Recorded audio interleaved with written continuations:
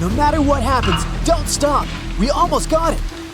Two treasure seekers are digging frozen ground in a cornfield at night. It's raining hard, lightning is flashing, but these two guys keep working. And now the shovel hits something solid. No way! A treasure chest! They start digging faster and find a piece of a ship's engine. What the? Far from the seas and lakes, somewhere under the fields of Kansas City, they found a giant sunken ship. How is this possible? Now you'll see.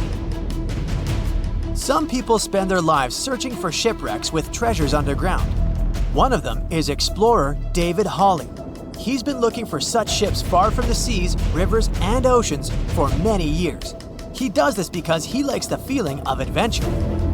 The holds of these ships may contain chests of gold, antiques, and artifacts. And you can get a lot of money for them. David says you don't have to go into the ocean to find a sunken ship. They may be lying in your backyard. But why do ships end up buried underground among fields, farms, and plains? Let's find out using the example of steamboat Great White Arabia.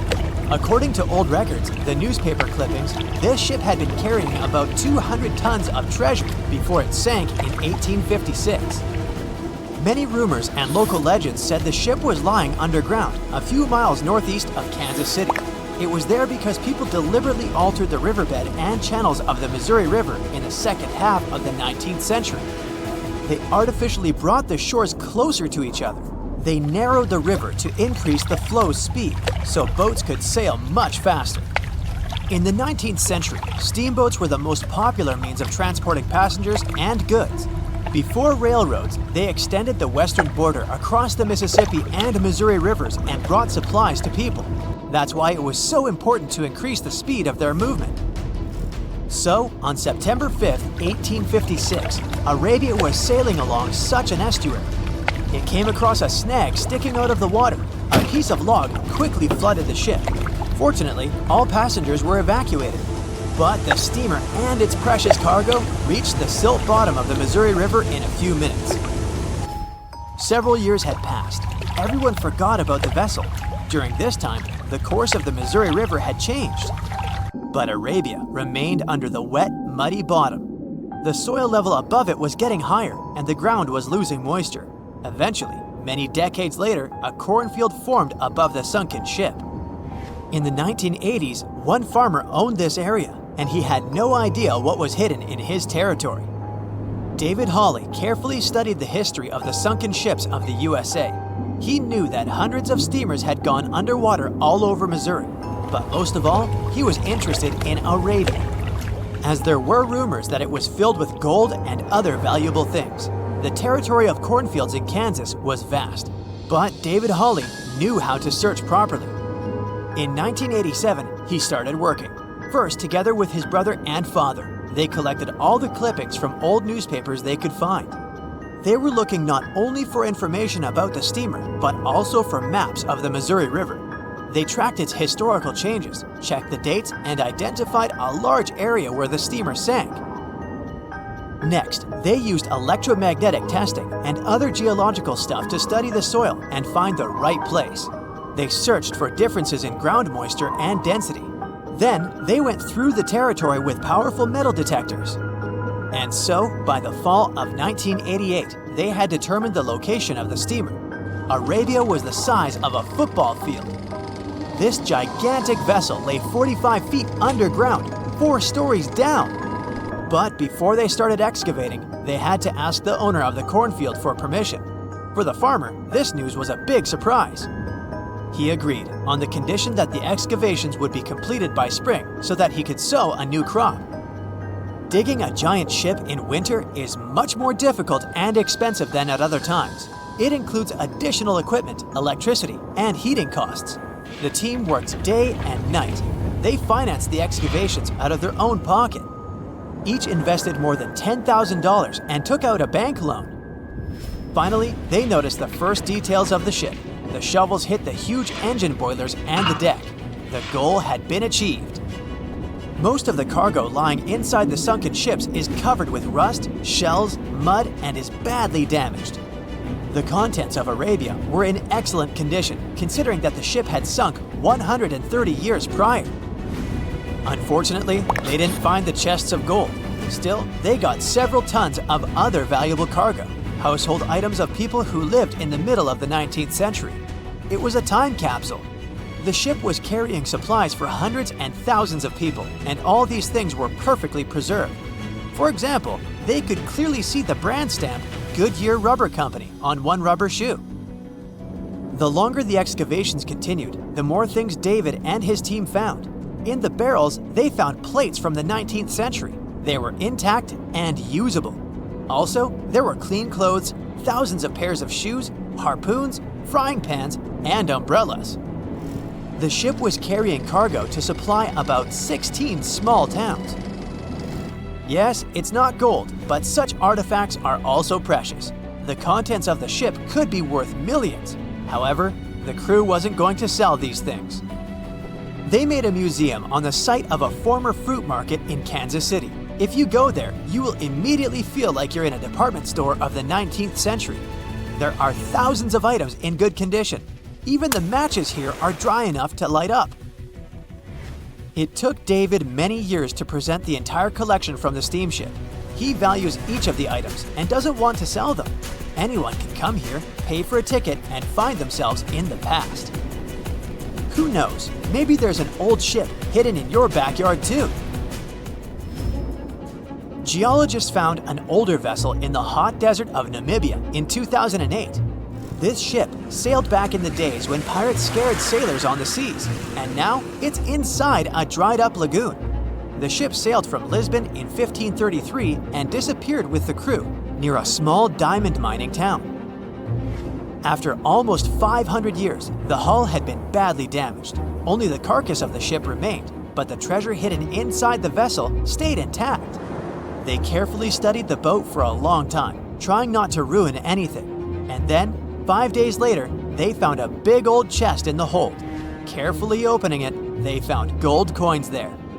Thus, the cost of the ship was estimated at about $10 million. The exact cause of the shipwreck is unknown, but experts believe the ship was destroyed by heavy cargo and bad weather. It went to the bottom of a lagoon that later became a desert. Some find an airplane in their backyard, others discover a ship, and one man found a passage to an ancient secret city in his house. This happened in Turkey in 1963. The owners of the building decided to make repairs. He went to his basement and knocked down the wall to turn this place into a living room. And so, behind one wall, he found a tunnel leading underground. The man thought it was some kind of a secret chamber. He went down there and realized it was something much more than that. It was an ancient city 18 floors deep. People built it in the years 780 to 1180 as a refuge from weather disasters and the invasion of enemies. This place also includes many underground tunnels that stretch for several miles in different directions. People could get to the town from different points using secret passages leading to these roads. The city can accommodate about 20,000 residents, livestock, and tons of food supplies. Archaeologists have also found a chapel, schools, stables, and public kitchens there. The year was 1865. It was a boom of migration worldwide, with novel places discovered and new settlements created. Without planes like we have now, a ship was the only way to escape from the old life and journey towards a new, hopefully brighter future. So, a voyage like that was quite a regular thing to do. More than 500 immigrants safely reached Queensland, and the ship was supposed to head back to London sometime later. It was indeed a long journey, but not many people were willing to return to England. After all, they had chosen to come to Australia to create a brand new life.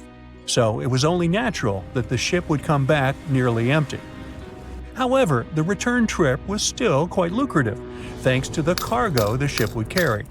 The amount of produce ready to be shipped was substantial, primarily consisting of wool soaked in arsenic, tallow, and hides. It was two birds with one stone. Not only could the crew wait out the winter, warm in Australia, while England endured bitter cold, but they also wouldn't waste their time. With the sheer volume of produce to be loaded, it would take them around 3 months to accomplish this task. Reports were circulating that the Fiery Star was almost done loading up, but it turned out that the assessment was a bit too optimistic. To pass the time, Captain Ewell thought it would be a good idea to reach out to the Acclimatization Society and offer to help transport any animals they wanted to send to England on the Fiery Star. He already had some emus and kangaroos on board, but there was still room. The society held a vote, and they were totally on board, pun intended, with Captain Ewell's idea. They figured sending some taligalas would be a great plan. Even though a few of these birds were already in England, the French Society needed a couple, and they could get them shipped there through England. Little did the crew know that all this cargo, all the produce they were willing to sell in England, would ultimately lead to the ship's destruction. Not only was the Fiery Star lost, but most of the people on board did not survive to complete the voyage. March 23rd. That was the day when the ship manifest was finally published. A manifest is a list that details the cargo, passengers, and crew of a ship, plane, or vehicle, primarily for customs officials. This document helps those involved in the transport verify that everyone and everything that was loaded is still on board when the vehicle reaches its destination.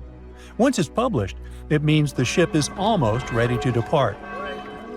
There were 3 possible ways of passenger accommodation.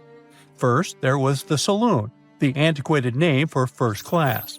Next, there was the second cabin, which is, logically, second class. Finally, there was the steerage, the cheapest form of passenger accommodation on a ship.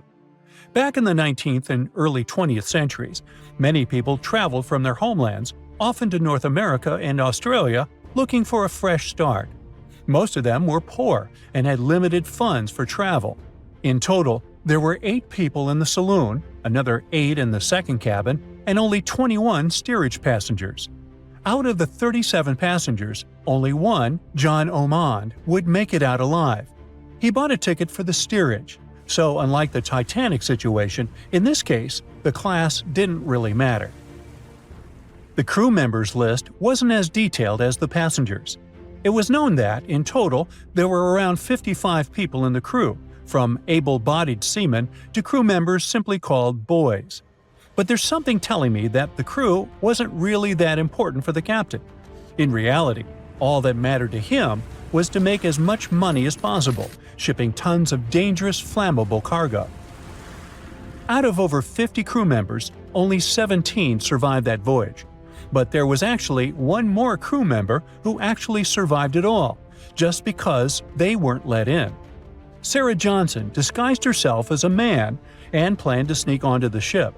However, something about her looks made the captain get suspicious, so he called the police and made Sarah leave the ship as he didn't want any immoral behavior to take place. Well, he saved her life. For him, it was the last voyage.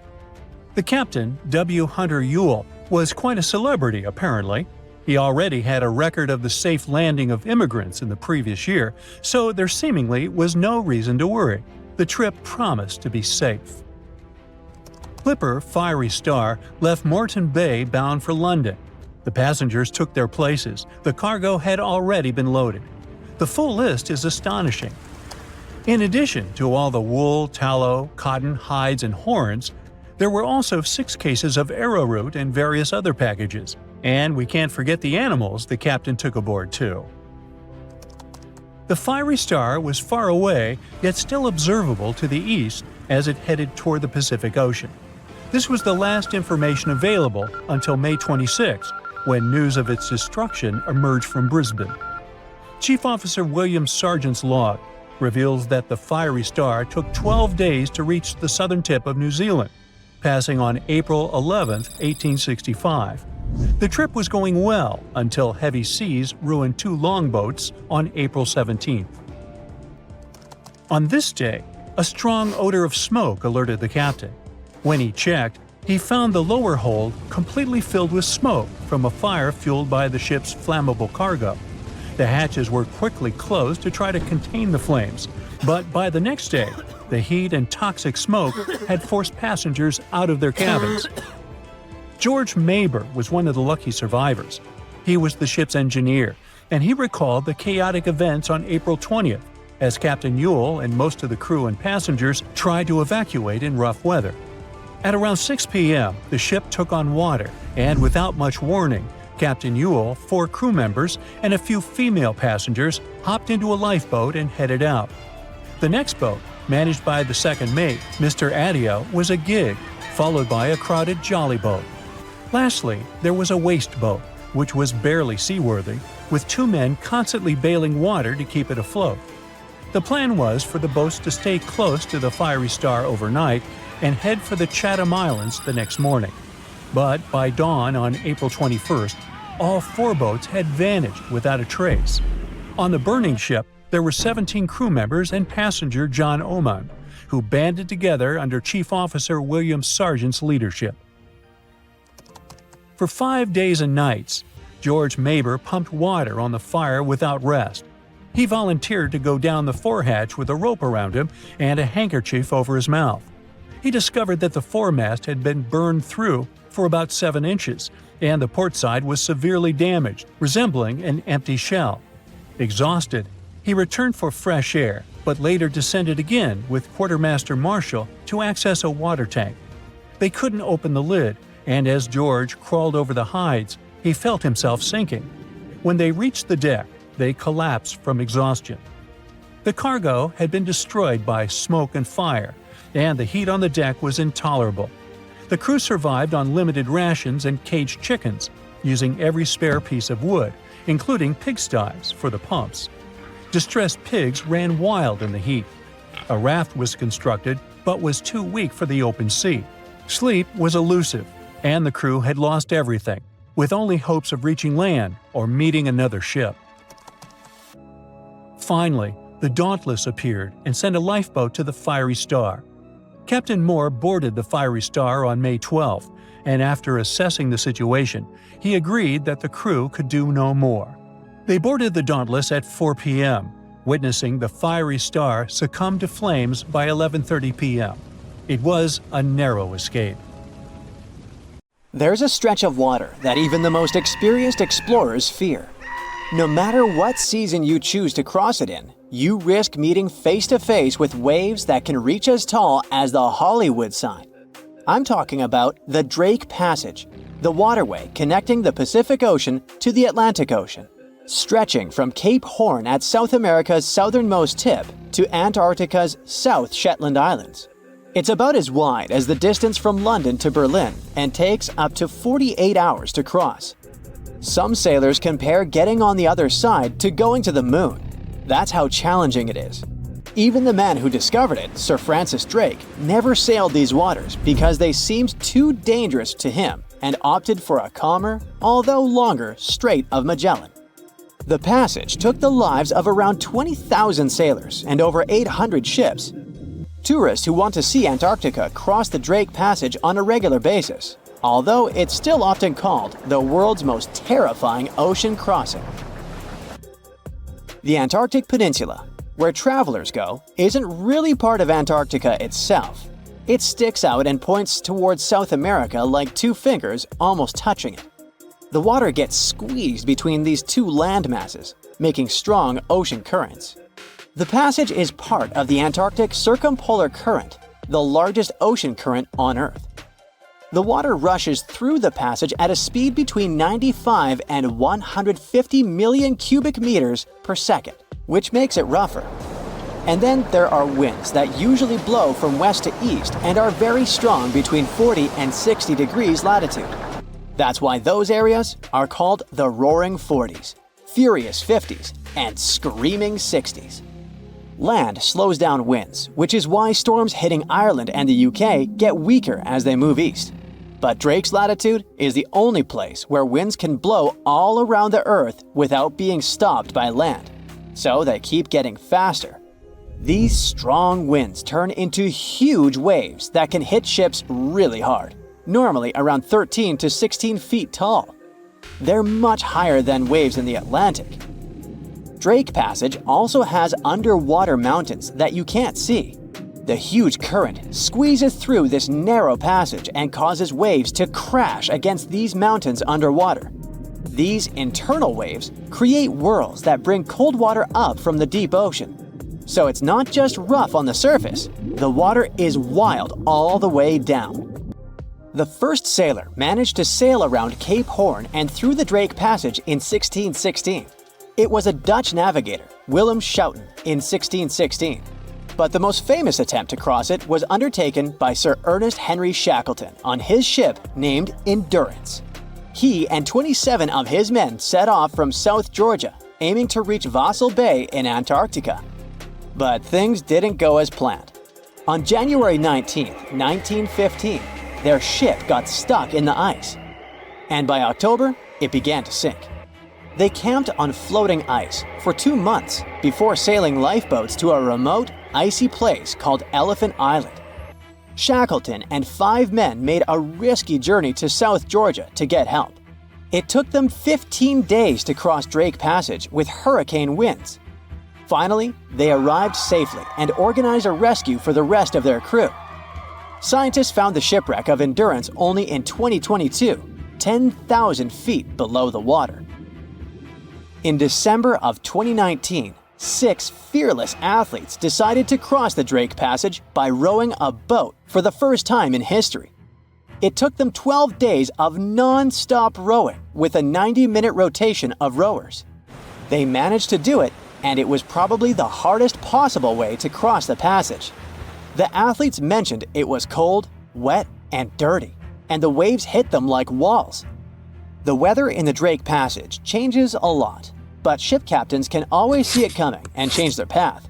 They will move the departure time to have a safety margin and not to get stuck in the middle of the passage in the worst possible conditions. Sometimes, the journey will be smooth and calm, and they call it Drake Lake.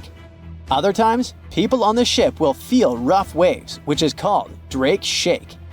Some experienced captains who often cross the passage say that the Drake Lake effect happens once in every 10 crossings, and they see the Drake Shake once or twice in every 10 journeys. A schooner or a kayak will probably not survive the journey among giant waves, but modest vessels and cruise ships have sturdy hulls and advanced stabilizing mechanisms. So, the journey isn't that dangerous anymore, but still, it's quite an adventure, especially if you're seasick. If you don't feel like risking it but want to travel from the Pacific Ocean to the Atlantic Ocean by water the fast way, the Panama Canal is waiting for you. People first started thinking about making a water path across Panama in the 16th century. Back then, a Spanish explorer found out that only a thin piece of land separated the two oceans. But it seemed impossible to build it because of the mountains and thick jungle, so the idea had to wait a couple of centuries. Finally, in 1880, France, led by the man who built the Suez Canal in Egypt, tried to make the canal. But the people who started the construction soon found out it was much harder than it looked on a map. The land in Panama was one of the toughest and most dangerous places to dig a big waterway. Workers had to literally move huge mountains in a jungle full of snakes, where it was really hot and rainy. During the wet season, heavy rain turned rivers into wild rapids and soaked the workers. Sometimes, they didn't see the sun for 2 weeks, and their clothes stayed wet all the time. Big rocks were falling, and tiny mosquitoes that carried malaria made people very sick. And then, an earthquake happened on top of everything. They were losing thousands of people. That's why France decided to abandon the project after 7 years. Then, the United States bought the French assets in the canal zone and finished it by 1914. It cost the US around $375 million. The 50-mile-long passage of water saves ships traveling between New York and San Francisco 7,872 miles. Around 14,000 ships use it every year and pay around $1.8 million in tolls. So it looks like it all paid off. Another challenging waterway in this part of the world is the Amazon River. It's around 4,300 miles long and flows through 3 countries with over 30 million people living in its basin. But there isn't a single bridge across it. The river has many marshes and soft soils, so engineers would need to build very long bridges and very deep foundations, which costs a lot of money. Building bridges over deep water is tough, but in other places in the world, engineers can use things like floating platforms to help. The river's path and water levels change a lot during the year. During the dry season from June to November, the river is usually 2 to 6 miles wide. But in the wet season from December to April, the river can become as wide as 30 miles. And the water level can rise by 50 feet. That's why they can't build floating bridges or pontoons. The riverbanks are made of soft dirt that moves and erodes with the seasons, and it makes things even harder. It would have to be an absolutely unique project to overcome all these challenges. Luckily, there's no pressing need for a bridge across the Amazon right now. The river mostly goes through areas that are sparsely populated, so there aren't so many major roads to be connected by bridges. What is a boat doing in the middle of a desert? You would expect to find a seagoing vessel closer to shore. This is the question archaeologists had been asking for decades. In 1988, there was a storm near one of the most important archaeological sites in ancient Egypt. A wooden structure emerged from the sand. It was hollowed out by termites. Scientists were determined to solve its mystery. In 2000, they began excavating the site near Abydos, Abydos. An American team of experts soon discovered a boat that was 70 feet long, and it wasn't alone. In total, there were 14 boats neatly resting next to each other. It was impossible to completely dig out the boats because of their poor condition. Luckily, the wood was preserved enough to get a sample. Analyses revealed that the boats were around 5,000 years old, the oldest fleet in human history to this date. The time of their construction predates the pyramids at Giza by half a millennium. Each ship of the fleet rested in a vault that matched its dimensions. The room was roughly a third of the size of a tennis court. It had mud brick walls that featured more than 120 drawings of boats. Ancient Egyptians incised them on whitewashed walls that were excellently preserved. Scientists have known about these mysterious chambers for well over a century. 1901, 1902. A British archaeologist, Arthur Weigel, stumbled upon a strange structure west of the River Nile. His team caught a glimpse of the interior walls. Sadly, a section of the roof collapsed, so they had to call off further exploration. Researchers abandoned the site, but its location remained on the maps. The boat's position first led scientists to think that they rested on a bank of the mighty Nile. But there was a problem with this theory. Today, the river flows almost 7 miles west of Abydos. Further studies of the surrounding terrain showed the Nile didn't change its course throughout history. Also, if the boats floated near a dock, they would be in unstable positions. The 14 vessels at Abydos were perfectly parallel to each other. There was only one conclusion possible. Someone had deliberately placed them like that. They must have gone through a lot of effort. Each boat had enough room for up to 30 rowers. These vessels could really float. They weren't models, but scholars still don't know if they actually sailed any body of water in ancient Egypt. This doesn't diminish the importance of the find. Previously, archaeologists found only small-scale models. In King Tut's tomb alone, there were 35 boat models. For a long time, these figurines were the only clues as to how ancient Egyptian vessels looked like. The boat's design confirms that they were the real deal. They are the earliest surviving examples of something called built boats. Ancient people constructed primitive vessels by hollowing out large tree trunks. The alternative was reed that was tied together to form a raft. The boats at Abydos had planks tied together. This was a major breakthrough in shipbuilding. During their lifetime, the boats must have seemed impressive. Timber was a valuable commodity at the time. There was no wood in the desert. Cedar had to be imported from Lebanon. The only person who could afford such luxury was the pharaoh. Studying the area around the ancient fleet provided more answers. Scientists discovered a mud brick structure where Egyptians worshipped the pharaoh. Its approximate date of construction matches that of the wooden boats. The same bricks out of which this building was made were used to encase the fleet.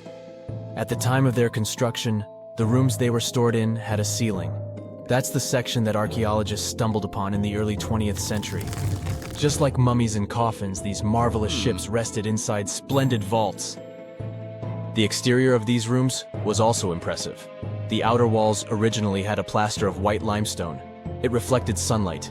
In the desert sun, the structure housing the boats must have shone from miles away. Ancient Egyptian builders used the same technique to cover the pyramids 500 years later. Today, their surface looks jagged, but it wasn't always like this. When they were constructed, The pyramids had a top layer of fine white limestone. Their surface was smooth and it gleamed in the sunlight. Instead of stairs, the outer layer of the pyramids was more of a sleek ramp. Archaeologists were left with one final question. Which pharaoh owned the fleet? The answer lay just a mile from the site. This is where the tomb of a pharaoh from the 5th dynasty rested, King Senwosret III. Its time and style of construction matched the ones of the chambers with boats. The very end of his rule might explain how the boats ended up in the middle of the desert. The pharaoh probably passed away in northern Egypt. Then his body was transported down the Nile to Abydos in a marvelous procession of decorated boats. The vessels were later lowered to chambers near the final resting place of their owner. This had a symbolic meaning. In the ancient Egyptians' belief system, ships played a key role. Their supreme deity was Ra. He traveled through the sky during the day in the form of the sun. At nighttime, he sailed through the netherworld in a solar boat. The pharaoh identified himself with Ra. That's why he needed boats in the afterlife. That was the only way to regenerate himself. Just as the sun rises every day above the horizon. This belief existed for thousands of years. The more famous Pharaoh Khufu also had a ship. Scientists found it in 1954 next to his pyramid at Giza. It is some 4 centuries younger than the fleet at Abydos, but Khufu's ship was almost 2 times longer. The Great Pyramid of Giza and King Tut's tomb are some of the most famous archaeological finds in Egypt. But there are many more secrets hiding beneath the endless sands of the Sahara Desert. Recently, 2020, archaeologists found a lost city there. They have labeled it as the most important discovery since King Tut's tomb, 1922. The city of Aten is some 3,000 years old. Historians hope it will give them a unique insight into the everyday life of ancient Egyptians. The famous archaeologist and Egyptologist Zahi Hawass proclaimed the site a lost golden city. Aten sits some 300 miles south of Egypt's capital, Cairo. It is close to the famous Valley of the Kings. Archaeologists first found sections of mud brick walls that spread out in all directions. They discovered complete rooms with tools of everyday life inside. The research team unearthed a bakery, a residential neighborhood, and an administrative district. They all date back to the time when the Egyptian civilization was the wealthiest in its long history. They were also the first to make objects from iron. In 1911, scientists found a set of iron beads near a village in Lower Egypt, El Girza. These are the earliest known iron artifacts. The discovery is literally out of this world. Ancient people made them by beating into shape a piece of a meteorite. The 9 beads were once part of an ornate necklace. They are now blackened and corroded, which is perfectly normal for a piece of jewelry that is over 5,000 years old. They consist of an iron-nickel alloy. Researchers were impressed by the skill of ancient jewelers who processed the beads. Their craftsmanship is more impressive when you think that they didn't know the stellar origins of the material. The Great Pyramid of Giza also has a remarkable feature. An international research group investigated the electromagnetic response of the structure to radio waves. They found that the pyramid has the ability to concentrate electromagnetic energy inside it. This occurred inside its chambers as well as under the pyramid's base. It contains an underground, unfinished chamber. It seems that the electromagnetic response is connected with the properties of limestone, the Great Pyramid's main building material. The research results might have a practical application. The way solar cells and nanosensors function could be improved by this remarkable find.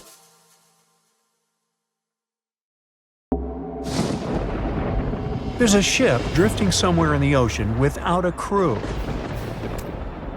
The last time someone saw it was over 50 years ago. Its story reminds of that of the Flying Dutchman, a ship that's bound to sail forever and bring disaster to whoever sees it at sea. At least the legend says so. Unlike the Flying Dutchman, the SS Bay Chimo was definitely real and built for a German company in Hamburg and began as an ordinary cargo ship. It was trading supplies between Hamburg and Sweden in the Baltic Sea starting from 1914. It had a strong steam engine and a hull made of steel. A few years later, it became British property. Then, in the 1920s, a Canadian company purchased it for around $18,000, a huge amount of money back then. The new owner, the Hudson's Bay Company, was actively using the ship for several years. They would often send it on voyages from its home port in Scotland to Siberia, Alaska, the Yukon, and the Northwest Territories. It also passed through the Panama Canal and even the Suez Canal, with fur pelts for sale on board. Sometimes it would also transport passengers. It had completed 9 successful voyages before this strip of good luck came to an end. Starting from the 1930s, SS Beichimo would have trouble with ice and storms. When it first got trapped in ice in October of 1931, some of the crew managed to escape to Alaska. 15 of 22 sailors decided to stay with their vessel and try to save it. They had furs and other valuable cargo worth around $58,000 aboard. The company sent them supplies to survive the winter. They set camp near the ship out of the hatches, tarpaulins, and other materials, and offloaded the cargo. At the end of November, a blizzard rushed through the area, and it seemed like it had taken the ship with it. The ice platform had survived, but the ship broke free. Some of the crew members were sure it had sunk. But soon after, they heard from one of the locals who had spotted their ship around 45 miles away from their camp. The crew moved on with their lives, and the ship started its journey as a runaway vessel.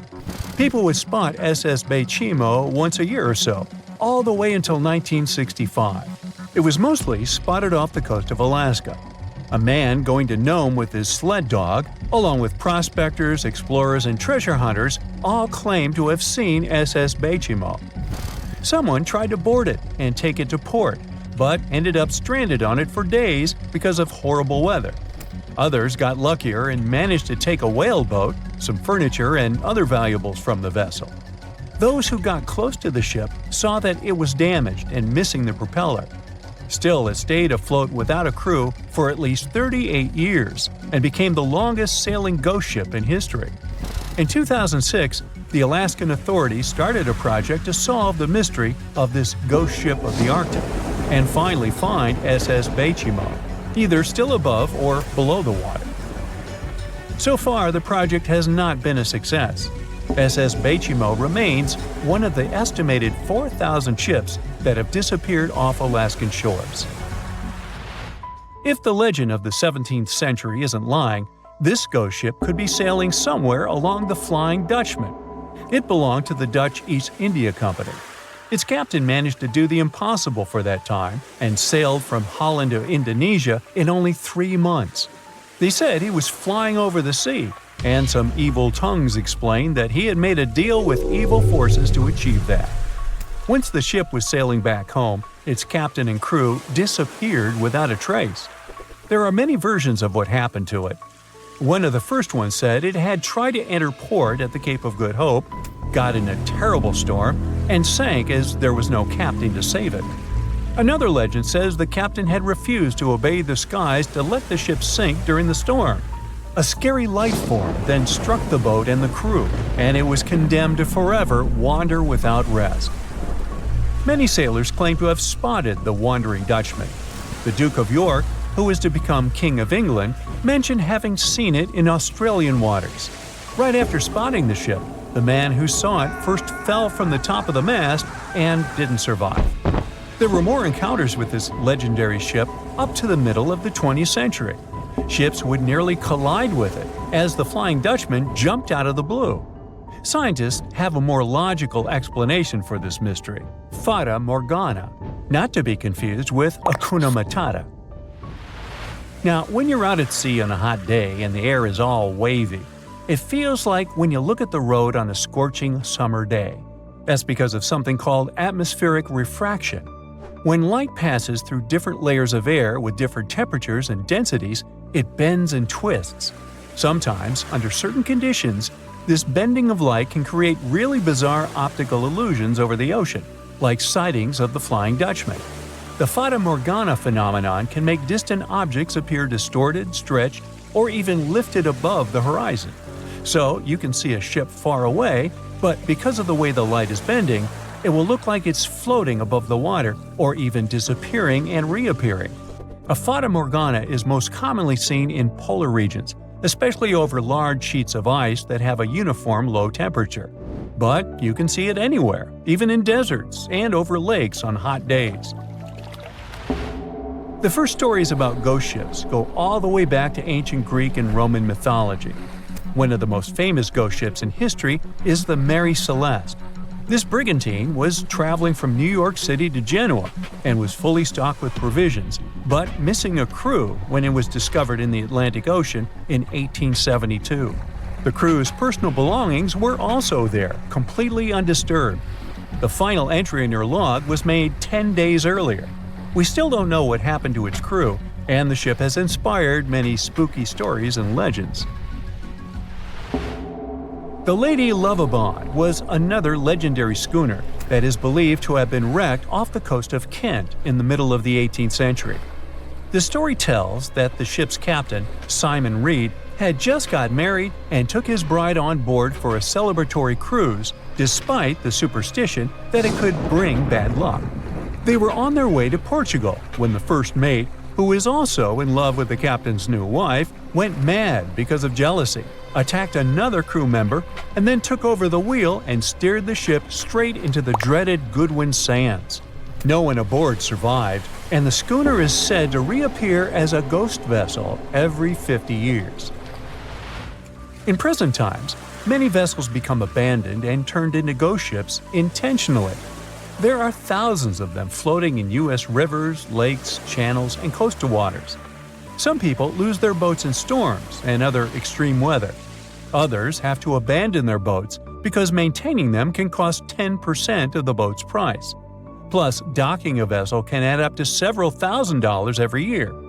Most boats have been made of fiberglass, so an owner can't just recycle them as scrap metal. So, once they want to get rid of it, they often tie it to a dock and sneak away, or leave it floating far away from the shore, or just try to sink it. When ghost ships sink in shallow waters, they can cause damage to coral reefs, mangroves, marshlands, oyster habitats, and wetlands. Plus, they can collide with unsuspecting regular ships and cause real trouble. So, don't do that. Enough said. If I asked you to name the most famous shipwreck of all time, you'd go with the Titanic, right? The Atlantic Ocean, the hope for new life, heartbreaking love stories. It had it all to become a blockbuster. But I guess you've never heard of SS Princess Alice that submerged in the sewage of the River Thames, taking between 600 and 700 lives with it. Life in 19th century Victorian London wasn't easy, especially for working class folks. Affordable public transport and bank holidays made it a bit easier. The people could escape to the coast on a train or pleasure boat, even if it was just for a day. Sheerness on the Isle of Sheppey in Kent started as a fort under Henry VIII and then grew into a bustling town with a dockyard. When they added a railway station in 1863, it became a prime destination for day trippers and holidaymakers. Seaside promenades, charming piers, and a whole bunch of fun stuff to do by the sea. It had it all. A bit inland along the River Thames, you had the Rocherville Gardens. These gardens had archery lawns, bowls, mazes, lakes, cliff walks, and even a floral bazaar. Plus, there was an aviary, a bear pit, and a skeleton of a lost whale that had taken a wrong turn in the Thames. Londoners of the late 19th century could hop on a train or cruise along the Thames by boat, and both options were pretty popular. But on the 3rd of September, 1878, way more people than usual opted for the boat. They chose it over the railroad after a passenger train had collided with goods wagons in Kent, taking the lives of 5 people. The river felt like a safer way to go. One of the ships available for the trip was the SS Princess Alice. The paddle steamer was first launched in 1865 on the west coast of Scotland. Its original name was the Bute, and it was used as a ferry for the passengers of the Wemyss Bay Railway Company. A couple of years later, it was sold and renamed after Queen Victoria's third child. Then, it was sold again and got the nickname the Shah's Boat, as it transported the Shah of Persia up the Thames to Greenwich in 1873. The ship had gone through several alterations in its lifetime. It got new boilers and watertight bulkheads. The Board of Trade had inspected it and marked it safe. In the year of its final voyage, it was officially allowed to carry up to 936 passengers between London and Gravesend in calm water. On the day of the tragedy, Princess Alice was on what was called a moonlight trip downstream from Swan Pier near London Bridge to Sheerness, Kent and back. The trip wasn't expensive, so most of the passengers were from the working class. There was also a musical band aboard to keep the spirits up. The 3rd of September was a bright day, and many families were happy they could catch some final summer sun rays and enjoy fresh sea air. The then owner of the ship, the London Steamboat Company, had several vessels working on the route. The passengers were free to hop on and off different ships. At around 6:30 p.m., after a beautiful day in the open, the SS Princess Alice headed back to Swan Pier. No one kept official lists of passengers, so we'll never know exactly how many people were on board that evening. But they say the steamer was close to its full capacity. As it got darker and cooler, many families decided to stay inside the saloon or in their cabins below. Some stories from the steamer sound like fate. The captain of Princess Alice let his steerer stay at Gravesend and replaced him with one of the passengers. John Ayres was a sailor but had little experience at the Thames or with a vessel like Princess Alice. Alfred Thomas Merriman, a chef from East London, had been offered to work on the steamer at the last moment. He was 30 years old and a father of 4, so he couldn't say no to extra money. At around 7:40 p.m., he was standing on the deck by the saloon door. By that time, Princess Alice had passed Tripcock Point and entered Galleon's Reach. The passengers could see the North Woolwich Pier in the distance. Many of them planned to disembark at that stop. And that's when Merriman noticed a huge ship carrying coal. It was Bywell Castle. This vessel normally carried coal to Africa, but it had just been repainted at a dry dock.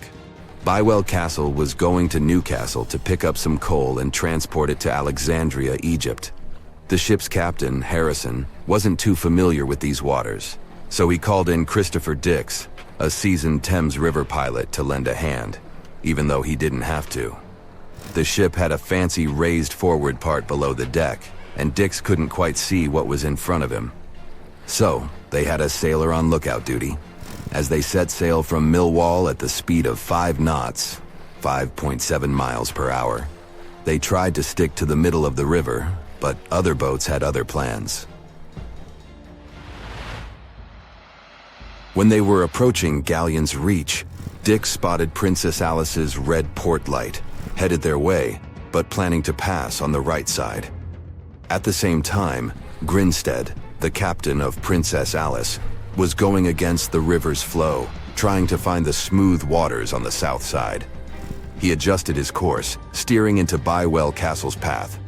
Both crews realized they were headed for a collision. Dix tried to steer clear and even ordered reverse full speed on the engines, but it was too late. The Bywell Castle collided head-on with the Princess Alice, which was much smaller, weighing less than a third of the 890-ton coal-carrying collier. It sliced the passenger steamer in two. As Merriman remembered later, laughter on board immediately changed into screaming and panic. Some people rushed to the bridge for safety. Merriman hurried to the captain, asking what to do next. The captain's response was grim. "We are sinking fast. Do your best." The ends of the steamer went high into the air, and the middle just sank, taking passengers with it. Those unfortunate ones who were below deck were tragically trapped. The impact caused tons of untreated sewage to gush from outlets near the collision site. The water became a frothy mess of unprocessed waste with a horrible odor. It was potent enough to make even the most resilient sailors retch. Amid the chaos, passengers struggled for life in the contaminated water. They inhaled lungfuls of hazardous waste without knowing. The crew aboard the Bywell Castle sprang into action. They dropped ropes from their deck, urging Princess Alice's passengers to climb aboard. Anything that could float, from planks to barrels, was tossed into the water to serve as flotation devices for those in need. Other members of their team launched a lifeboat, saving 14 people. Nearby boats, moored along the riverbanks, joined the mission, plucking survivors from the water. Many of Princess Alice's passengers didn't know how to swim, and it was even trickier for ladies wearing long, heavy dresses. Merriman was among the lucky ones who could swim. He first held on to a piece of wreckage, and then, when others got to it, swam away and caught onto a rope hanging over the side of the Bywell Castle. They managed to save around 130 people this way. Another survivor was Robert Haynes, who played in the Princess Alice band. He was fond of ships and had noticed the Bywell Castle a couple of minutes before the collision. He chose not to follow the rest of the band, who went downstairs for a break, and that saved his life. Princess Alice's sister ship, Duke of Teck, arrived 10 minutes too late to assist with the rescue efforts. Only 2 people who had been below deck or in the saloon managed to survive the collision. We still don't know the total count of lives taken on that day, but it's somewhere between 650 and 700. And what makes this story even more tragic is that it has been mostly forgotten. The movie Jaws came out in 1975, and since then, people have been terrified of sharks. Some people fear seeing a great white's head come out of their showers, not to mention the fear of running into one at your local pool. Of course, none of this is actually possible, but some other scary shark stuff is. Like, yes, sharks can attack boats. They probably won't sink one.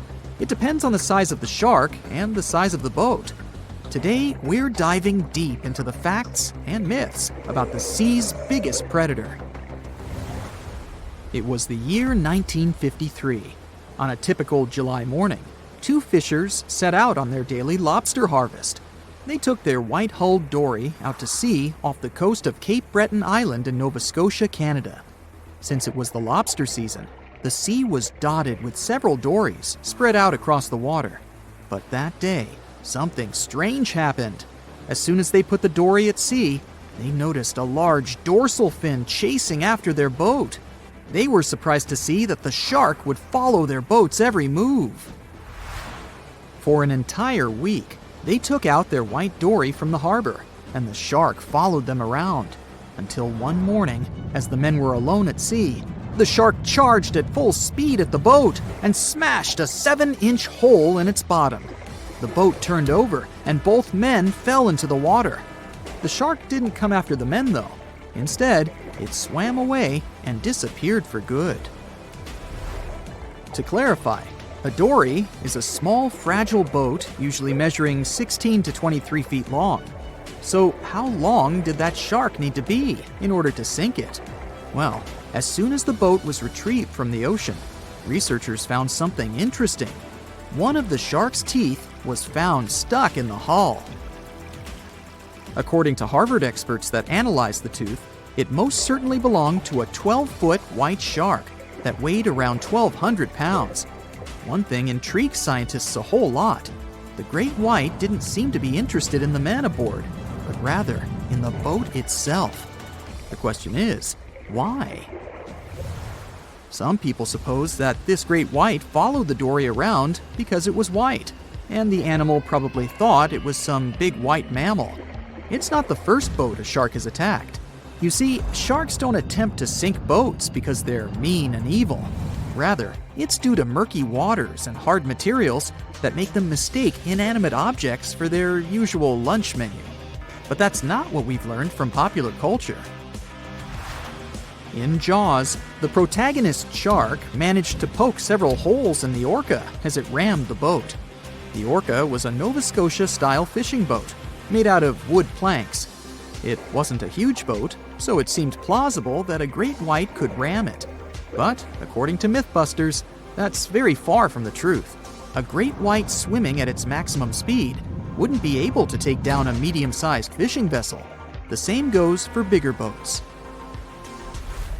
Some bull sharks or great whites can turn over smaller vessels, though, like kayaks or small boats. If this happens, it's most likely because they think it's a sea mammal and nudge it before taking the first bite. No scientist can say for sure why they do this, only that it's usually a misunderstanding on behalf of the animal. The Shark Research Committee, a nonprofit scientific research organization, has documented a lot of shark attacks on inanimate objects and is trying to answer that question more thoroughly. So far, they've observed several attacks on objects such as crab trap buoys and inflatable float bags. The website has also registered 2 famous attacks on boats. The first one happened in 1959, and a shark left a tooth on the hull of a boat. Researchers later identified it as belonging to a 12-foot great white. The report of the other attack, which happened in 1989, claims that a boat was circled by a great white before the animal swam at the vessel at full speed and hit the boat several times. Of course, those who suffer the most from shark attacks and encounters aren't boats, it's surfers. As far as we know, surfers look like giant wobbly seals from the shark's perspective. According to the Shark Research Committee, there have been 41 confirmed shark attacks on surfers on the west coast of North America over the course of the last century. So, should we be so afraid of sharks after all? Let's learn more about these magnificent sea creatures. Off the top of your head, how many shark species can you name? 4, 8, 10? Well, there are over 500 species of sharks swimming in the ocean. They vary from tiny specimens, about the size of a human hand, to up to 39-foot-long creatures. The largest species of shark are actually not great whites, but whale sharks. And even those are small compared to the great megalodon. This ancient creature that lived around 20 million years ago reached an unimaginable length of 60 feet. By comparison, that's the same as 2 to 3 buses placed one after another. I wouldn't swim in megalodon-infested waters even if you dared me, that's for sure. We know that sharks are very good hunters, but why is that so? Their bodies seem to have been strategically built for speed. Instead of having a bone skeleton, like us humans, sharks have a cartilage skeleton, which makes them much lighter and also super fast swimmers. Each species of shark hunts depending on its nutritional needs. So, shark species that grow to an average of 3 feet have a diet based on fish. The ones that grow bigger start feeding off of bigger sea animals, such as sea lions and seals. Throughout their lives, some species of shark can shed over 30,000 teeth. Unlike humans, who are born with a set number of teeth in their jaws, sharks have an apparently limitless supply. In their defense, they do lose teeth pretty easily, as they can easily get stuck in their prey, for example. They also have multiple rows of teeth. The jaws of a great white can contain up to 7 rows of teeth, and can grow to be more than 6 inches long. And since we're speaking of great whites, the most feared shark species roaming the oceans, this is ray. Ray is an adult white shark. He can swim up to 50 miles a day, so he needs a lot of fat in order to keep his body functioning. Funny thing about Ray, when he opens his jaws to hunt, his eyes roll back together with his head, so his sight is hindered when he's taking a bite. Now, he does like it when the water is murky and underwater visibility is low. That's because it makes it harder for his prey to spot him coming. These conditions can make it easier for him to grab that yummy seal. But this can also make it easy for him to mistake a random boat for lunch and end up scaring some humans. Some Hollywood movies love to portray sharks as having superpowers. Although they're not innately cruel, one species of shark does have something that can be considered bizarre. Hammerhead sharks, one of the most dangerous species of sharks, have a sort of sixth sense. Inside their heads, they have electroreceptor organs called ampullae of Lorenzini. These organs allow sharks to detect the electromagnetic fields of all living things in the ocean. This ups their hunting abilities to another level. They can even find prey hidden in the sand because they sense its electromagnetic field. You should know one thing. If a shark lives in a balanced ecosystem, it won't feel the need to attack unknown things. These animals are curious, though. so maybe we should cut them some slack when they bite a piece off a random boat. So in 2017, over 25 million people boarded cruise ships all over the world. Now, if you're keeping count, that's more than the total population of Greece. It's become America's favorite choice when it comes to going on vacation. It's easy to see why hopping aboard a cruise ship becomes more popular each year. Heading out on a cruise is also coming back in style with newer generations. 2/3 of Gen Y and millennials say that cruising is their new preferred type of vacation. How's that? Well, let's see. It's easy to plan in advance. On board, you can find activities for all family members, and you get a chance to visit several different destinations in one trip. An added bonus of booking a cruise? You can sample various places for a future time off. The entertainment on board is often top-notch, providing passengers with an added taste of luxury. And the amenities and accommodations are generally very reliable. Not to mention that it gives tourists that feeling of actually getting away from everything that people strive for while out of the office.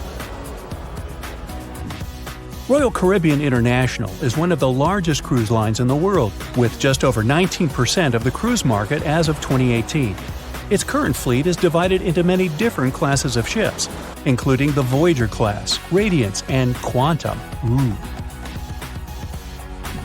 The latest addition to the Royal Caribbean International's impressive fleet was built in 2018. Wonder of the Seas is now the largest cruise ship in the world. Since this spectacular liner has just had her maiden voyage in March 2022, let's look at some of the incredible perks it has to offer its passengers. For starters, the boat is so big that it had to be split into neighborhoods. Well, it figures since Wonder of the Seas can accommodate almost 7,000 passengers. Fond of New York? Well, no worries. Wonder of the Seas has a central park of its own, with an estimated 10,000 plants to check out. The ship's central park is a feature of all Oasis-class ships, being one of the so-called neighborhoods. Let's look at some other areas, shall we? Like this boardwalk, a place that includes an arcade, a candy store, and a sports bar. It's best suited for long walks. There's a pool and sports zone on Wonder of the Sea. These areas feature the ship's numerous pools and hot tubs. There are many activities to check out on the sports court. Then there's the Royal Promenade, or Promenade if you prefer. That's the main road on Wonder of the Seas, with bars, lounges, and places to grab a cup of coffee, or a luxurious latte. The entertainment neighborhood is the focal point for leisure activities on the ship. Here, guests can find a comedy club, an ice skating rink, and even a theater. The spa and fitness area is a tranquil zone with a huge array of treatments available. The fitness center is free of charge, by the way, so there's no excuse for guests to skip a leg day. An extra 8th zone was added to Wonder of the Seas. It's called the Suite Neighborhood. This is an exclusive area designed for guests staying in the suites. Oh, now I get it. It's located at the top of the ship. Guests here have designated staff members called Royal Genies. Yeah, if you rub a lamp in your suite, they appear. Nah, not really. The genies are similar to butlers. They can cater to just a few cabins. Of course, the cruise line wants to divert other guests from asking these crew members various questions and taking their time. That's why the genies don't wear name tags in public areas.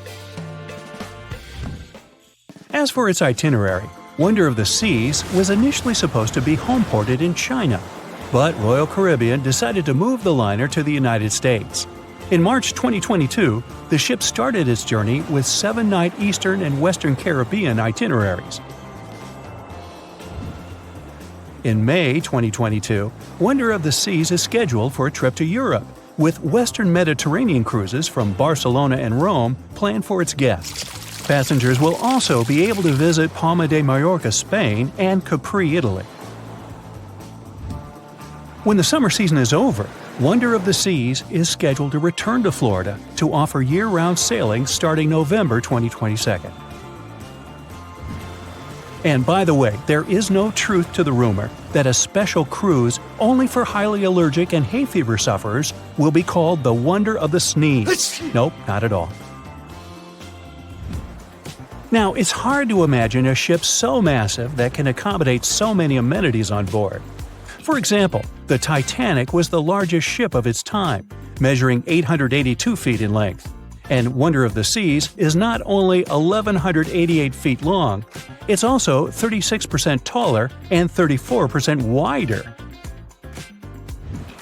Speaking of lifeboats, which I am about to, Titanic had a mere 20 lifeboats on board, which was tragically not enough to fit all the passengers after the ship hit the iceberg.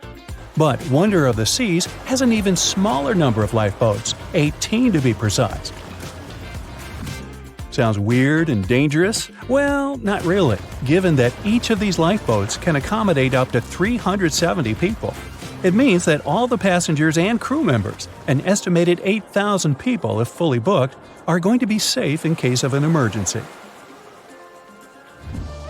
If we could somehow have a race between the two ships, well, Titanic was in fact the faster ship out of the two, beating Wonder of the Seas by 1 knot per hour. Cruise ship passengers today are more interested in the experience rather than the speed of the boat itself. That's why how fast a ship can travel is not an extremely important aspect nowadays. In terms of costs, Titanic cost around $7.5 million at the time of its construction. It's the equivalent of about $200 million today. How about Wonder of the Seas? Well, it cost a staggering $1.35 billion to build, making it 6 times more expensive than the Titanic. How about we compare ticket prices? Well, in this case, the least expensive ticket on Titanic was £7. It's about $1,000 today. The cheapest ticket on Wonder of the Seas is currently $423, but prices may vary depending on the location, season, itinerary, and how much you tip your royal genie. And I know you were going to ask, how about icebergs? Well, Titanic steamed in the frigid North Atlantic, where you had to be on the lookout for those. Wonder of the Seas will be cruising the balmy Caribbean, where the worst thing you can hit on is 17 in blackjack. Oops, busted. Anyway, set side by side with its other sisters from the Royal Caribbean Fleet, Wonder of the Seas is equally as impressive. The company's earliest ships could host about 2,500 people. This included passengers and the staff. Such ships were Splendor of the Seas, Legends of the Seas, and the smallest of them all, Thumbelina of the Seas. No, wait, that should be Empress of the Seas. Oops, my bad. The largest ships in the company's fleet can now house about 9,000 people altogether. That's almost 3 times the size and capacity of the earlier liners. Wonder of the Seas is one of them, as well as Harmony of the Seas and Symphony of the Seas.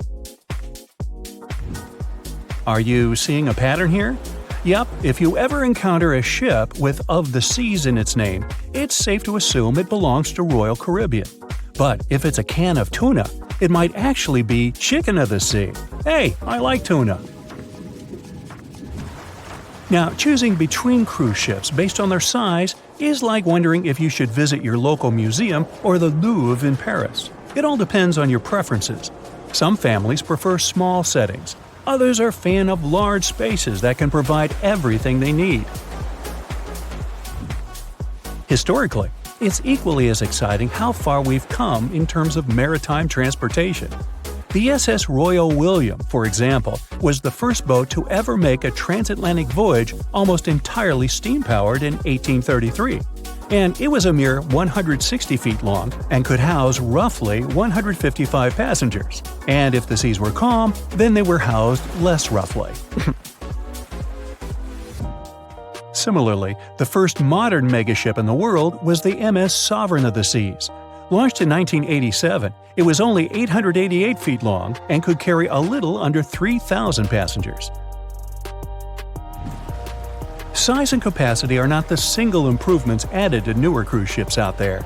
Recent technological developments in artificial intelligence and facial recognition have allowed cruise operators to ensure faster, smoother boarding for passengers.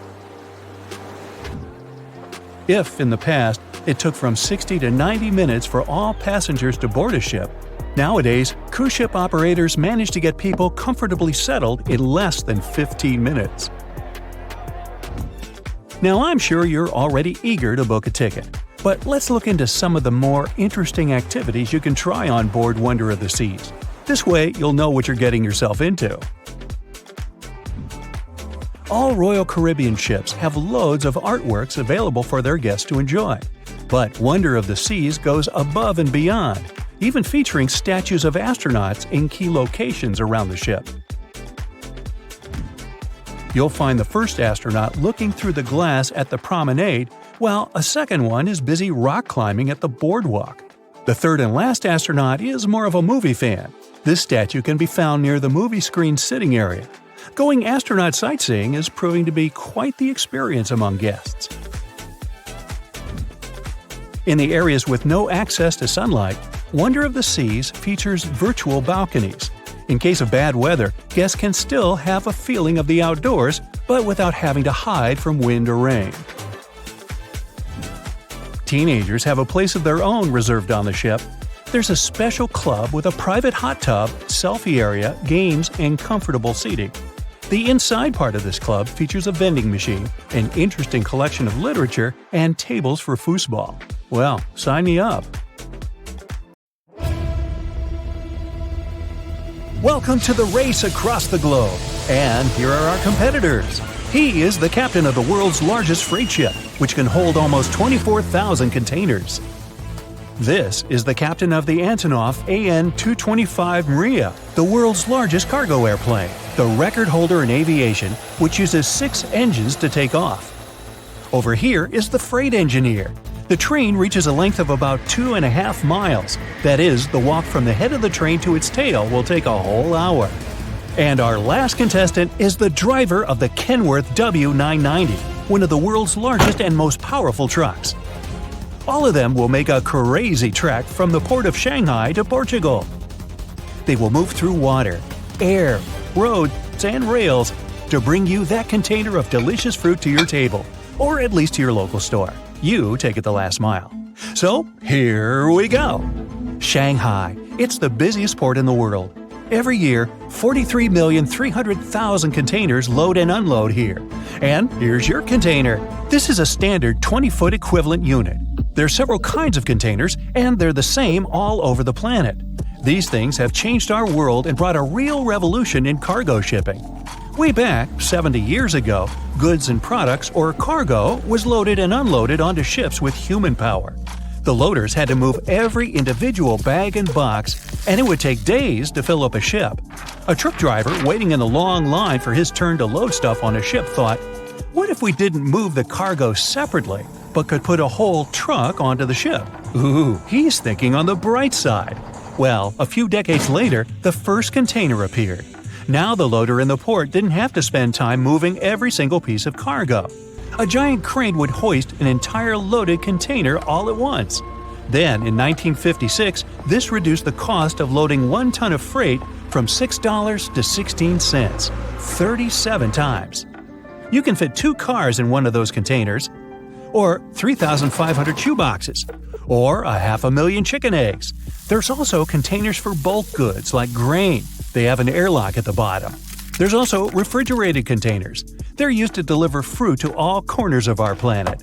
The invention of these standard containers made the shipping industry way more efficient. Let's return to our present day. This real-time map shows all the ships in the world's oceans. See how the port of Shanghai glows? Dozens of ships unload and load containers here every day. The total fleet of these giant container ships is about 5,400 units worldwide. And here's our hero vessel. This big boy is 1,300 feet long. Its nose is 330 feet higher than the Eiffel Tower. Its engine measures as tall as a 5-story building. Right now, dozens of cranes are loading containers inside the ship. Then they put a lid on the hold and stack even more containers on the deck. The maximum is 23,992 containers. Their total weight can be about 235,580 tons. That's like, 39,000 adult elephants. That's if you do the math. To move all this mass, its giant engine has about 78,500 horsepower. The fastest commercial car, the Koenigsegg Agera RS, made in Sweden, has only 1,341 horsepower, so that's not nearly enough. Now, you'd think it would take a huge team to drive such a giant, right? Nope, no more than 20 people. This is the captain. Several assistant captains oversee each deck: the engine crew, the helmspersons, and the tech crew. And the most important people on the ship? The cook and his assistant. Hey, you gotta keep that crew happy, right? The captain orders start the engines, and the crew gets to work. Tugboats help the colossal container ship slip out into the bay. Meanwhile, we're loading the world's largest cargo airplane at Shanghai Airport, AN-225 Mira. Check this out. The first flight of the Wright brothers airplane was shorter than the size of this plane's cargo compartment. Wow! Its fuselage is as long as the height of a 15-story building, and the wingspan is as wide as 6 school buses are long. This plane was originally designed to launch spaceships from the air. It would take off from the runway, carrying the spaceship on its back. Here, we load the plane through the front. The nose of the aircraft rises, opening the cargo hold. At the same time, the airplane squats on its landing gear. The largest airplane in the world can take no more than 7 20-foot containers into the cargo area. The nose closes, and the pilot gives the crew the cue to get going. Usually, even the largest commercial airliners are flown by only 2 people. But the AN-225 Mira needs a 6-person crew: a commander, co-pilot, 2 flight engineers, a navigator, and a radio operator. No cook, huh? Whatever. It's time to start all 6 engines. Each of them generates 12,500 horsepower at liftoff. The airplane accelerates more and more, and at last, all 32 wheels come off the runway. And the fastest commercial car, Koenigsegg Agera RS, is left in the dust. Alright now, let's look at our train. Oh, it's already on its way. The workers have loaded the train with containers right at the port. They just put the containers on a special car, which is the right size. If there are no low tunnels on the track, we can even stack containers, one on top of the other. Given that our train has about 250 cars, we could load 500 containers on it. Now, if we pencil that out, the maximum loading capacity of the train is 48 times less than that of the ship. But the crew that runs the train consists of just 2 people. This makes train deliveries incredibly cheap. But both crew members have a working day. After 12 hours on the road, the train stops at a station. A new crew takes their seats in the train's locomotive and continues on their way. The first crew spends the night in a hotel, has a nice dinner, and in the morning swaps crews with another train heading back to their hometown. Now, let's look at the map. This is the entire distance the train will have to travel, almost 7,000 miles. That's 3 times the width of the United States from coast to coast. On average, freight trains travel at about 50 miles per hour.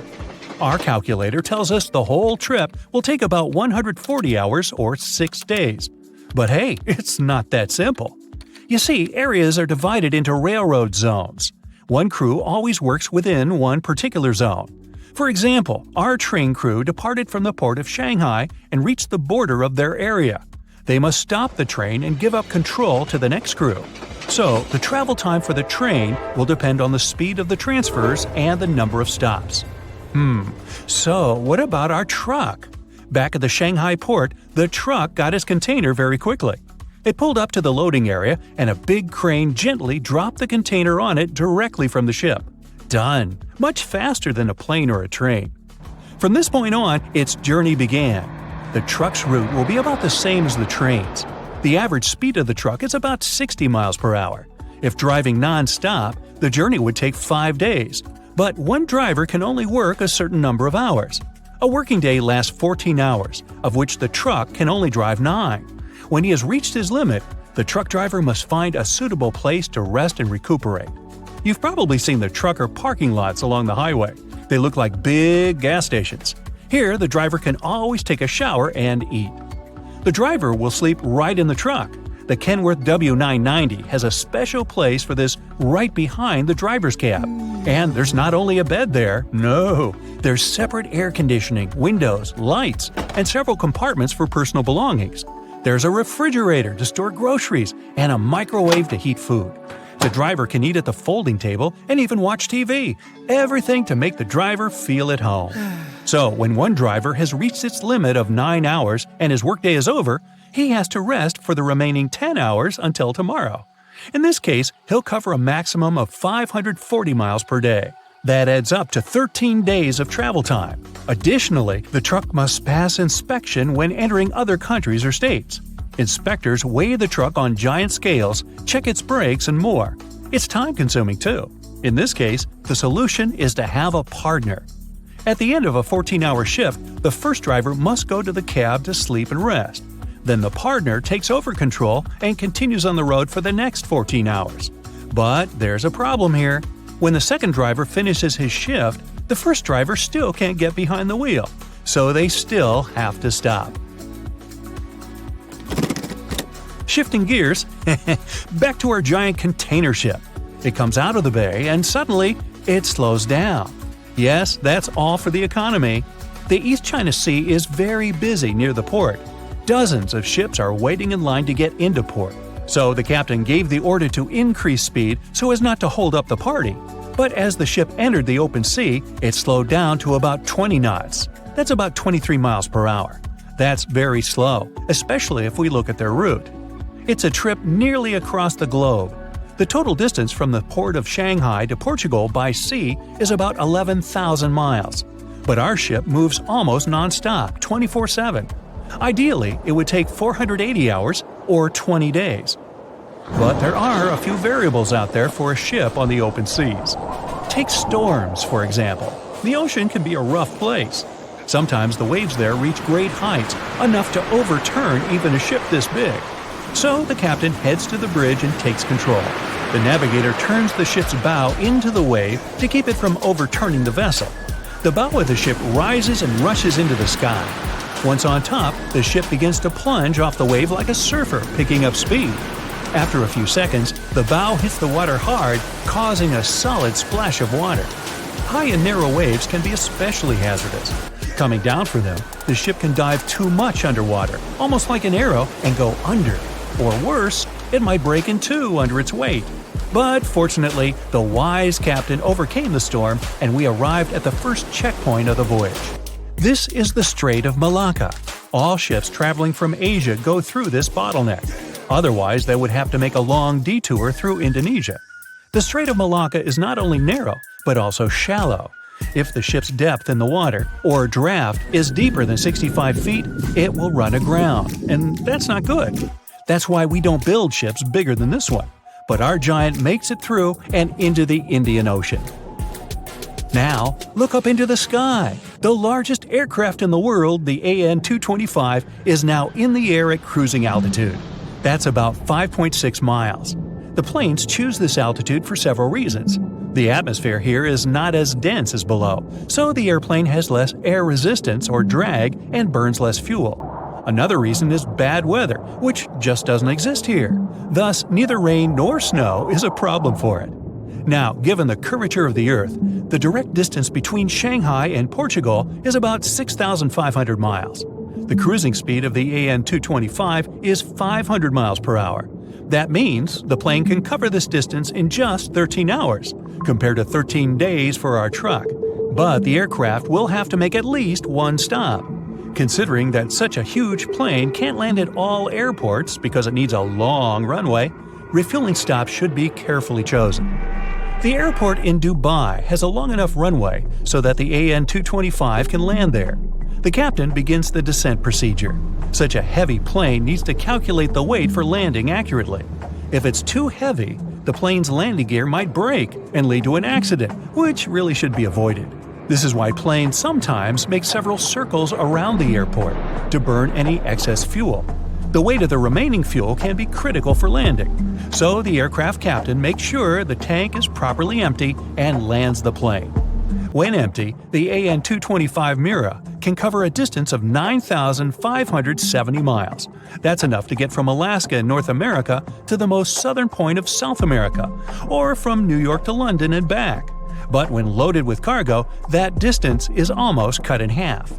The captain lands the plane and brings it to a stop. Time to feed the beast. AN-225 has 13 tanks under the wings. Combined, they hold 300 tons of fuel. It could take a day and a half and several dozen refueling trucks to fill such a behemoth. So, while the plane is paused, the train has a chance to catch up with it in the race. But there's an issue here too. Different countries have different standards for railroad tracks. The track width in China may be different from the track width in the Middle East and Europe. Yep, we have to change the width between the train's wheels to keep going. In the past, we would stop the train completely to do this. Then we would lift it and change the distance of each pair of wheels by hand. Given that one car has 4 pairs of wheels and we have over 200 cars, well, this process could take forever. We might as well just unload the train entirely and load the containers onto another one. But now, we can adjust the width of the train's wheel sets right on the move. Now, let's get back on the road again. Whew, our driver just flew by. Well, actually just drove by. A truck like this is indeed the king of the road. It measures 300 inches between the front and rear wheels. And if you add the trailer, it's longer than a school bus, 53 feet. Such a big truck has an impressive weight of 18,000 pounds. That's more than a grown elephant, or as big as 4 sedans. Naturally, the truck has a massive 12.9-liter engine. The average sedan has an engine 6 times smaller. It gives the truck about 500 horsepower, so you can easily pull even a hefty load up a steep hill. The main thing is to make sure that you have fuel. Well, aren't we lucky? The Kenworth W990 has a huge 225-gallon fuel tank. That's 20 times bigger than an average passenger car has, or even that Koenigsegg Algira RS. To fill up such a tank, the pump at the gas station has to go for at least 25 minutes. Hope you're not in a hurry. But this truck is pretty efficient. It can go 6.5 miles burning 1 gallon of fuel, so a full tank will allow the truck to make a trip of almost 1,500 miles. Hey, you can cross the United States from coast to coast with just one stop to refuel. On our 7,000-mile route from Shanghai to Portugal, the truck driver will have to make 5 refueling stops. Meanwhile, back at sea, the captain of the largest container ship in the world looks through binoculars and sees land. The crew has reached one of the busiest waterways in the world, the Suez Canal. It's a narrow strip of water that connects the Red Sea and the Mediterranean. It's the shortest route from Asia to Europe. If it were not for the canal, the ships would have to go around all of Africa, adding another 5,000 miles and consuming tons of fuel and lots more days.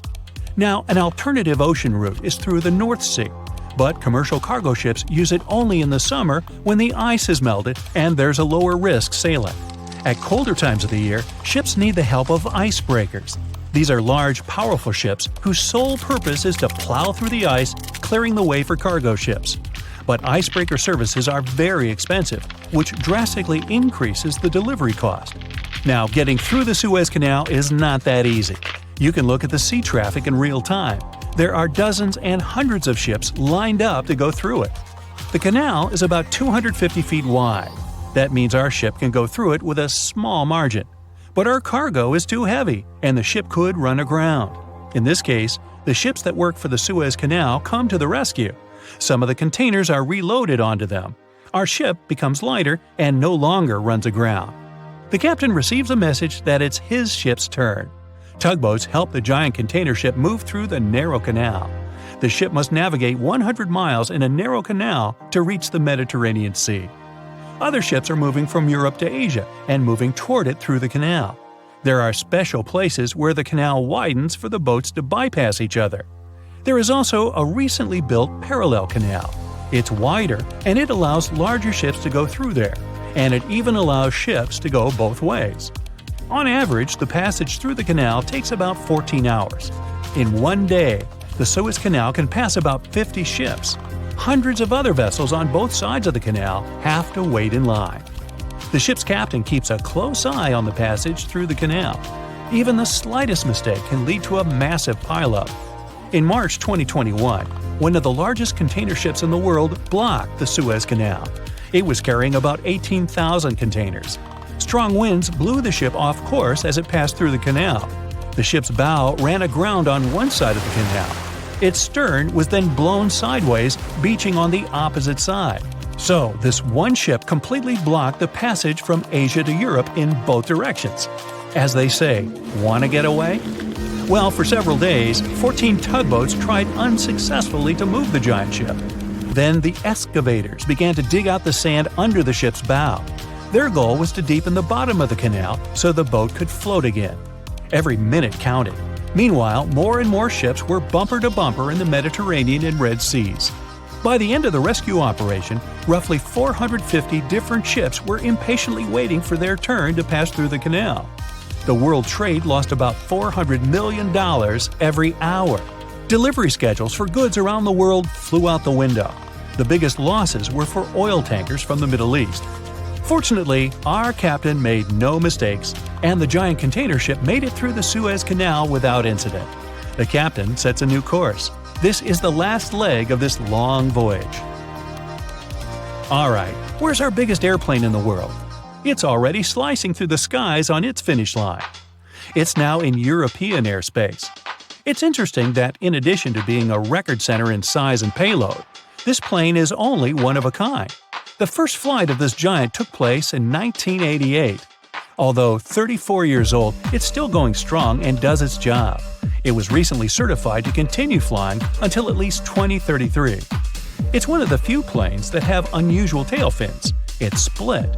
As I said earlier, the AN-225 was originally designed to carry spacecraft on its back. But the spaceship created an aerodynamic instability on the plane's tail. So, the engineers had to give the aircraft a double tail shape. But despite the attachments on the roof of the plane, it never carried cargo there. This is because of the aerodynamic requirements for shipment. When the AN-225 took a spaceship, it had all the properties to reduce air resistance. But if you hitch a square container to the roof of the plane, the aerodynamics will get worse dramatically. Essentially, you get a flying toaster oven. Well, the captain just turned off the autopilot and took control of the plane. This means that he is about to start the descent. Time to put your seatbacks and tray tables into their locked upright position. The appearance of an AN-225 Mira in the air always attracts lots of attention. It can be recognized by its triple track in the sky. This is because of 6 engines and the split tail. The plane lowers the landing gear. All 32 wheels are ready to touch the ground. Cars passing by the airport stop. People get out and pull out their phones to take a video of this giant. 30 feet, 20, 10, and touchdown. The plane slows down and finally stops. Now it's time to get that precious cargo out. It takes about 7 minutes to open the cargo hatch.